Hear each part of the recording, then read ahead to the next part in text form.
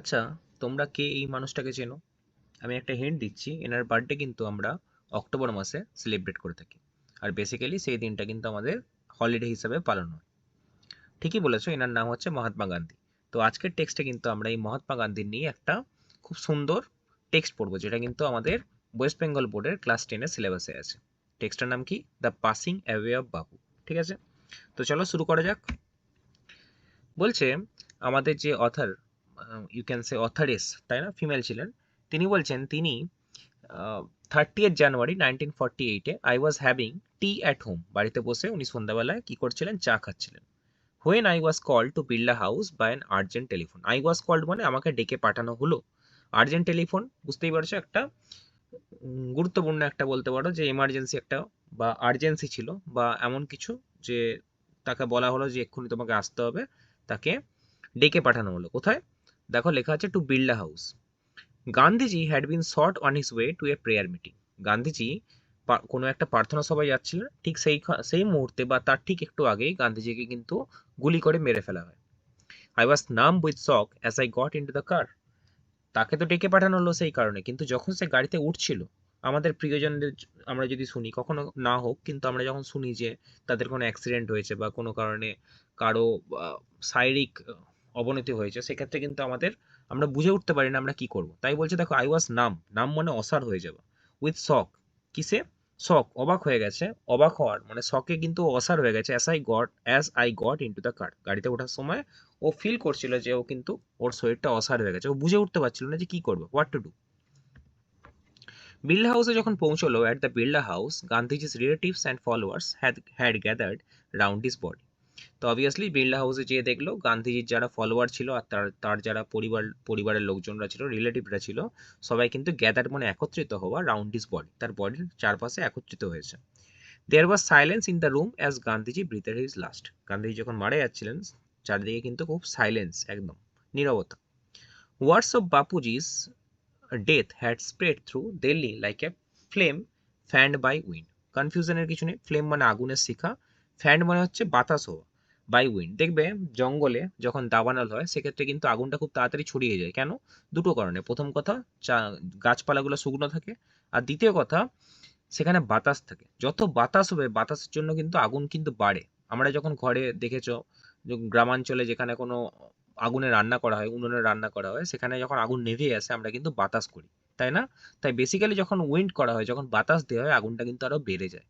ঠিক সেরকমই বলছে দেখো, গান্ধীজির ওয়ার্ডস অফ বাপুজি's ডেথ, এই যে গান্ধীজি মারা গেছেন, এই খবরটা হ্যাড স্প্রেড, ছড়িয়েছিল থ্রু দিল্লি, পুরো দিল্লি শহরের মধ্যে, like a flame fanned by wind, যেমন করে একটা বাতাসের মধ্যে, বাতাসের দ্বারা একটা আগুনের শিখা ছড়িয়ে যায়, ঠিক সেরকম করে গান্ধীজির খবরটা ছড়িয়ে গেল। এটার কথা, এই গোটা কথাটার শর্টে মানে হচ্ছে যে খুব তাড়াতাড়ি, খুব শীঘ্রই অনেকের কাছে পৌঁছে গেল খবরটা। Sad groups of men and women had collected around, build a house. Out of every window one could see a brown blood of face. Obviously সবাই স্যাড, সেখানে মেন ছিল, উইমেন ছিল, সবাই কিন্তু একসাথে গ্যাদার্ড হয়েছিল কোথায়? বিড়লা হাউসের কাছে। আউট অফ এভরি উইন্ডো, প্রত্যেকটা জানলা থেকে দেখা যাচ্ছিল, one could see a brown blood of face. ঠিক আছে, ব্রাউন ব্লাড অফ ফেস বলতে পারো যে অস্পষ্ট, প্রত্যেক মানুষের মুখ দেখা যাচ্ছিল। ঠিক আছে, তাহলে বেসিক্যালি প্রত্যেকটা মানুষ তাদের ঘরের জানলাতে বেরিয়ে এসেছিল, কেউ কেউ বিড়লা হাউসে বেরিয়ে এসেছিল, তো সবাই একত্রিত হয়েছিল। They did not make a sound, কোনো আওয়াজ করছিল না। There was an unnatural silence. না, এই আনন্যাচারাল মানে অস্বাভাবিক। কেন অস্বাভাবিক? কেন? কারণ অবভিয়াসলি এত লোক যেখানে আছে, সেখানে কিন্তু একটা বিশৃঙ্খলা, সেখানে হই হট্টগোল হওয়াটা স্বাভাবিক, কিন্তু সবাই কিন্তু অদ্ভুতভাবে চুপ ছিল। তাই বলছে দেখো, there was an unnatural silence. It was as if time stood still for those few minutes, যেন সেই মুহূর্তের জন্য সময়টা কিন্তু থমকে গেছে। এটা কখন হয়? যখন আমরা কোনো রিয়েলিটি, কোনো বাস্তবকে মেনে নিতে পারি না, তাই না? The people were two stern to speak in the beginning. লোকেরা কিন্তু অবভিয়াসলি, টু স্টার্ন মানে এখানে হতভম্ব হওয়া বা কিছু না বুঝে উঠতে পারা, ঠিক আছে, স্টান্ড হয়ে যাওয়া। ঠিক আছে, তো তারা কিন্তু প্রথমে কি করবে বুঝে উঠতে পারছিল না। To stern to speak in the beginning, ঠিক আছে, শুরুতে কি বলবে বুঝে উঠতে পারছিল না। Later they clamoured widely. না, what does the word clamoured mean? Clamour মানে হচ্ছে ডিমান্ডেড লাউডলি, আবেদন করা, আবদার করা। তারা কিন্তু পরের দিকে বন্যভাবে আবদার, হই হট্টগোল, চিৎকার শুরু করলো। কি জন্য? শাউটিং অ্যান্ড ক্রাইং, চিৎকার করছে, কাঁদছে, অবভিয়াসলি লিডার মারা গেছে। দে জসেলড ওয়ান অ্যানাদার, জসেল মানে হচ্ছে ঠেলাঠেলি, ধাক্কাধাক্কি করা, one another in a stampede to break, stampede মানে এমন কিছু যেখানে পদপিষ্ট হয়ে যাওয়া, ঠিক আছে? তাহলে তারা এমন ঠেলাঠেলি শুরু করলো যেখানে কিন্তু তারা মানে পদপিষ্ট হয়ে যাওয়ারও কিন্তু সম্মুখীন হয়ে উঠলো। কেন? তাদের একটাই উদ্দেশ্য ছিল to break into the house, বাড়ির ভেতরে ঢুকবে। They calmed a little when it was announced that they would be allowed to see Gandhiji before the funeral. তারা একটু শান্ত হলো কখন? যখন তাদের জানানো হলো, it was announced, যখন জানানো হলো that they would be allowed, তাদেরকে সুযোগ করে দেওয়া হবে কি জন্য? To see Gandhiji before the funeral, গান্ধীজির শেষকৃত্যের আগে গান্ধীজিকে দেখার একটা কিন্তু সুযোগ তাদের দেওয়া হবে। তারপরে কিন্তু তারা শান্ত হলো। When one is faced with the shock of a loved one's death, one whimpers. Whimpers মানে কি? মেকিং লো বা ক্রাইং নয়েজেস। আমরা যখন আমাদের প্রিয়জনদের হারানোর কথা মনে করি, তখন কিন্তু আমরা অদ্ভুতভাবে একটা আমাদের মন খারাপ হয়ে যায়, প্লাস আমাদের ভেতর থেকে যেন কান্না বেরিয়ে আসে, সেই জিনিসটাকে বলছে হুইম্পার্স। তো যখন one is faced with the shock, যখন কেউ তার প্রিয়জনকে হারানোর যে শকটা সেই যখন ফেস করে, তখন কিন্তু তার মধ্যে সেই ফিলিংটা আসে, মন থেকে যেন কান্না ভেসে আসে, কান্না বেরিয়ে আসে। তো একটাই কোশ্চেন হচ্ছিল কি, what will become of me now that he has left me. এই যে সে চলে গেল, এখানে কে? গান্ধীজির কথা বলছে। এক্সাম্পলটা আমরা প্রিয়জন নিয়ে শুরু করেছি, তাহলে আমাদের যে প্রিয়জন চলে গেল, এবার আমাদের কি হবে? আর গান্ধীজির ফলোয়াররা মনে করছিল যে এই যে আমাদের লিডার, আমাদের বাপুজি চলে গেল, এবার কিন্তু আমাদের কি হবে?